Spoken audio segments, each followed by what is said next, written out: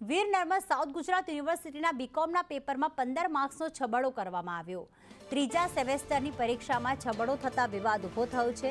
Semester 3ના અભ્યાસક્રમ બહારના પ્રશ્નો પૂછાયા હતા। આ વિભાગની બેદરકારીથી વિદ્યાર્થીઓ મૂંઝવણમાં મુકાઈ ગયા। જયેન્દ્ર પાંડે જોડાઈ ગયા છે। જયેન્દ્ર, વધુ એક પરીક્ષામાં છબડો થયો છે। ક્યારેક પેપર એક સરખું નીકળવામાં આવે છે, એવો છબડો કરવામાં આવે છે, તો અહીંયા કોર્સ બહારના જ પ્રશ્નો પૂછવામાં આવ્યા। વિદ્યાર્થીઓ કેટલા મૂંઝવણમાં મુકાયા?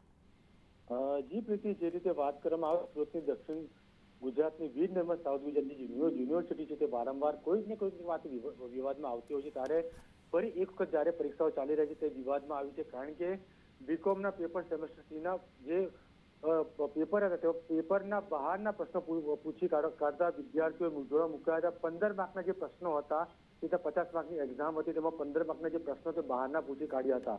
એટલે વિદ્યાર્થીઓ મૂંઝવણમાં મુકાયા હતા। તાત્કાલિક તેમને જોડે કોલેજને ફરિયાદ કરી હતી। કોલેજ દ્વારા આ સમગ્ર મામલે પરીક્ષા ખંડ જે નિયામકો તેને ફરિયાદ કરી હતી। બીજી બાજુ વિષયને પણ ફરિયાદ કરી હતી। સમગ્ર મામલે હાલ યુનિવર્સિટી દ્વારા તપાસનો આદેશ કરવામાં આવ્યો છે। કઈ રીતે આ 15 માર્કનું જે પ્રશ્નો છે તે બહારના પૂછી કાઢવામાં આવ્યો છે। સમગ્ર બાબત હાલ તપાસનો દોર શરૂ કરવામાં આવ્યો છે। જી પ્રીતિ, આભાર તમામ વિગતો માટે।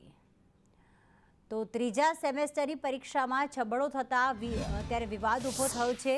વીર નર્મદ સાઉથ યુનિવર્સિટી અને વિવાદ જાણે કે એકબીજાના પર્યાય બન્યા ગયા હોય તેવું લાગી રહ્યું છે, કારણ કે આ બધી જે યુનિવર્સિટી છે, જેમાં ગુજરાત યુનિવર્સિટીમાં પણ આ જ પ્રકારે ઘટના ઘટી હતી।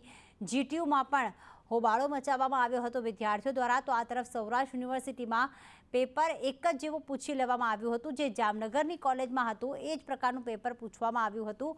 એટલે કે આ બધી યુનિવર્સિટીમાં જ્યારે પરીક્ષા લેવાય છે, જે પેપર સેટર હોય છે તે અથવા તો કોર્સ બહારના પ્રશ્નો પૂછે છે, અથવા તો પછી એ 2 વર્ષ કે 1 વર્ષ પહેલાંનું આખું પેપર છાપી દેવામાં આવે છે, કારણ કે તેને નવા પ્રશ્નપત્ર કાઢવું ન પડે।